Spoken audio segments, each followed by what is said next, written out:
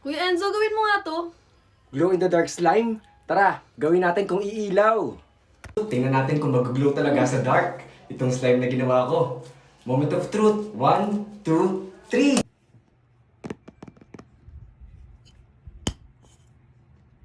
Tara at gawin na natin tong glow in the dark glue na nabili ko. Excited na ako kung mag-glow talaga to sa dark. Ilalagay ko na to sa lagayan. 229 pesos pala yung bili ko dito.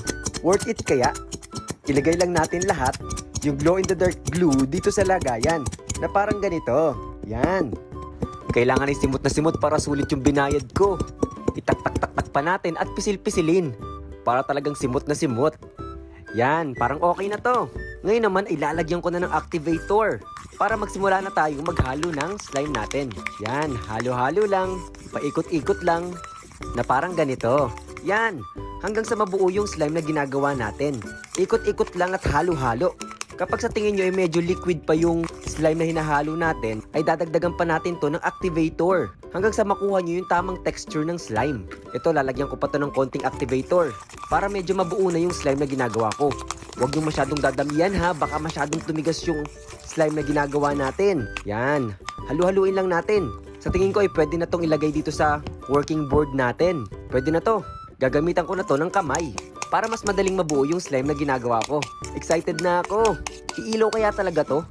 Kukunin ko lahat ng slime dito sa lagayan para talagang sulit na sulit yung ginagawa ko. Yan, mamaya sisimutin ko pa to.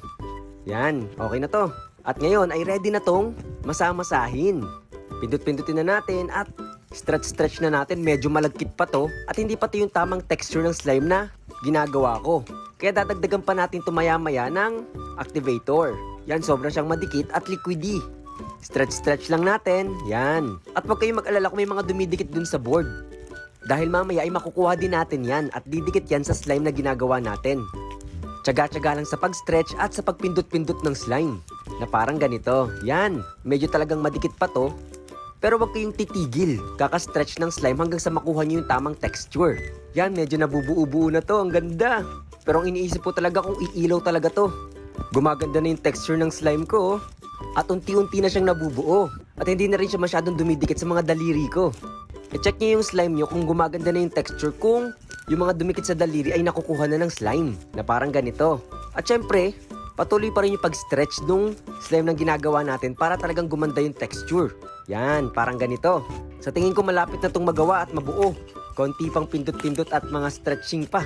At kunin na natin itong mga dumikit sa board para talagang simot na simot. O diba nakukuha na niya, ibig sabihin ay nag-start na itong maging slime talaga. Ang galing! At tingnan nyo, ang ganda na ng texture ng slime ko. At ang sarap pindot-pindutin. At kung naaamoy nyo lang, sobrang bango. Yan, ang ganda na. At pakinggan nyo, ang galing.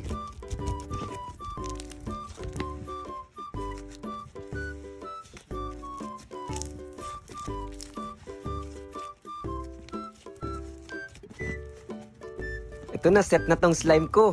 Ito na yung texture na gusto ko. Pwede nitong laruin. Ang iniisip ko na lang kung iilaw ba talaga tong glow in the dark slime na ginawa ko. Totoo kaya tong glow in the dark slime? Laruin muna natin bago natin i-check sa dilim. Konting pindot-pindot pat stretch para talagang maging maganda yung texture nito. Pakinggan nyo ulit. Ang ganda! Alam nyo, worth it bumili pala nito. Ang ganda ng texture niya. At ngayon, ready na natin itong tingnan. Game! Gawa na yung glow in the dark nating slime. At ito na yung moment of truth. Tingnan natin kung mag-glow talaga sa dark itong slime na ginawa ko. Moment of truth. 1, 2, 3. Uy! Hindi masyadong makita. Uy, tignan mo, nag-glow talaga siya. Ang galing! O, kung nakikita nyo lang sa personal to, talagang parang glow na glow talaga sa dark. O, di ba? Ang galing! Kayo rin, gawin nyo na. Kuya Enzo, sabi niya, ilawan daw muna yung glow in the dark slime para mas lalo lumiwanag. Talaga, liliwanag pa to? Try nga natin. Lagyan natin sa ilaw. Sabi nila, pwede daw itong paarawan o kaya ilagay sa ilaw. So, try na natin ilagay sa ilaw. Mas maliwanag daw to. Saksak na natin. Yan. At iiwan natin to ng 2 to 3 hours. Tingnan natin kung mas maliwanag talaga to mamaya. Game? Few inches later. Yan. Tingnan natin kung iilaw na to. Tara, try na natin. Iilaw kaya to ng malakas. Game, try na natin sa dilim. Game. Tara. Kailangan natin na 1, 2, 3. Wow! Sobrang liwanag. Ang galing. Ganun lang pala yun para mas lumiwanag yung slime. Oo nga, ang ganda. Oh, di ba? O, tingnan nyo. Oh, ang ganda pala talaga nito. Oh, ito na yung glow in the dark na slime. Oh, ha? Galing.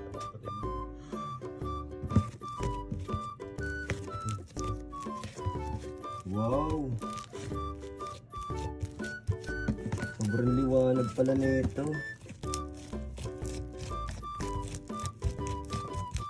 Ang galing pala talaga kapag nilagay dun sa ilaw, no? O kaya sa araw, talagang lumiliwanag ng ganito kaliwanag. Ang ganda pala talaga nitong glow in the dark slime. At tingnan nyo, ang galing talaga. Nakakatuwa.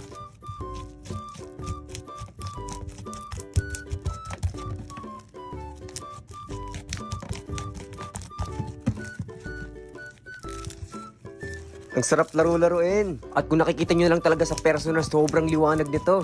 Kaya ano pang hinihintay nyo, gumawa na rin kayo ng glow in the dark slime.